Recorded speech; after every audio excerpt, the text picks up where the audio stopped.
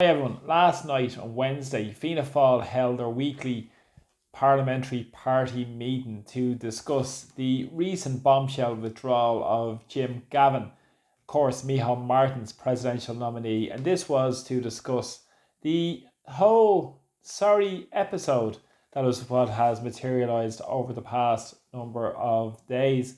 Now, Martin started off the meeting by apologising about his role and said he was sorry. Apparently, according to some reports, his hands were shaken when he was addressing his party colleagues in Fianna Fáil, and the meeting progressed with up to 50 members of the parliamentary party speaking before it finished in the early hours of Thursday morning.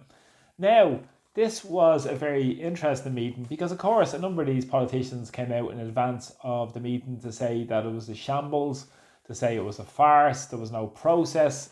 And of course, there was no process. And it's ironic in a way when you listen to some of these Fianna Fáil politicians talking about the lack of democracy within their party.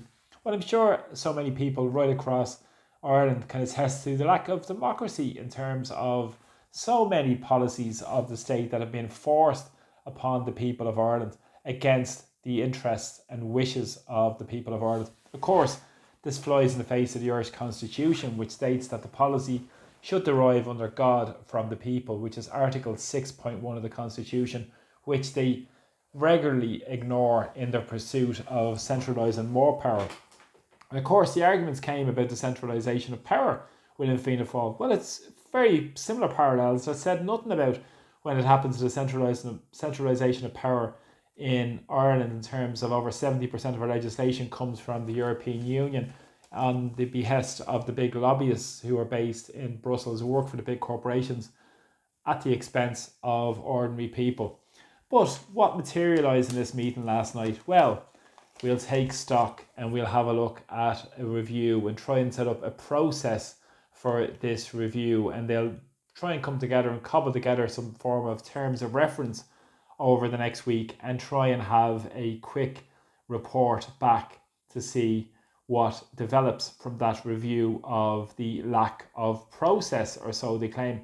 It's interesting they claim a lack of process. Well, I'm sure they were fully aware of a lack of process for the long last number of months when there was no talk of who was going to be running for Fianna Fáil over the past number of months. And of course, Fianna Fáil were quick enough to instruct their councillors, despite what they're saying about not supporting any independent councillors in their councils, which again was a top-down diktat coming from Micheál Martin, who imposed his stooge, Jim Gavin, on the people of Ireland. Now, of course, Gavin had his own dealings in terms of his shady dealings being a landlord, and the fact that over €3,300 was overpaid into his account and he didn't pay it back for nearly 16 years.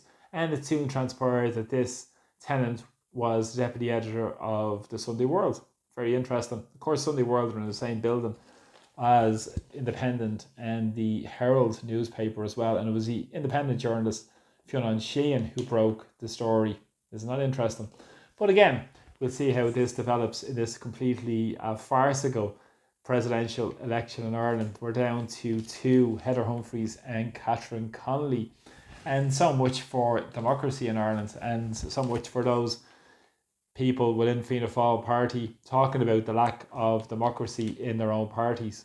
But as I said, it'll be about review, a report, lessons learned, learnings need to be made from this, and this type of nonsense, which is a fudge, which will push the can down the road. But this has left Martin really irredeemably damaged with this, and it's only a matter of time, I'm sure, before there is probably a challenge to his leadership at some point. But what will change in Ireland in the meantime, who knows?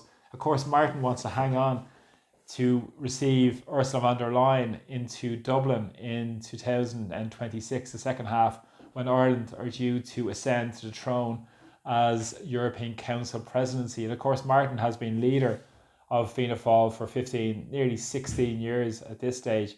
And of course, in the most recent election, he's brought them to the second worst Fianna Fáil votes that have occurred during the history of the Fianna Fáil party as well.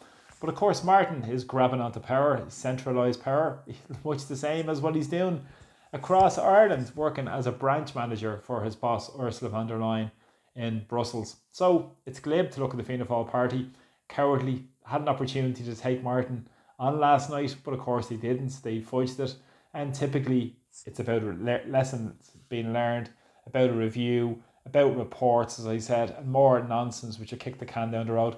It seems accountability is only a word in the dictionary on Kildare Street in Dublin.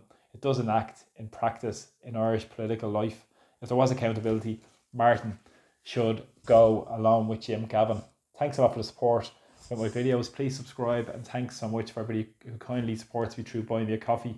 In particular, very grateful to Breda, to the Harold's Cross residents, to Helen, to Will, and Mandy, and James, and Mike as well, who have recently kindly supported me through buying me a coffee, which I'm very, very grateful for. But please continue to share my videos, subscribe to my channel, and please continue to comment as well, so we can take on the algorithms, get the real news and real take on what's taking place in Irish society today. So thanks again for the support, and slán go fóill.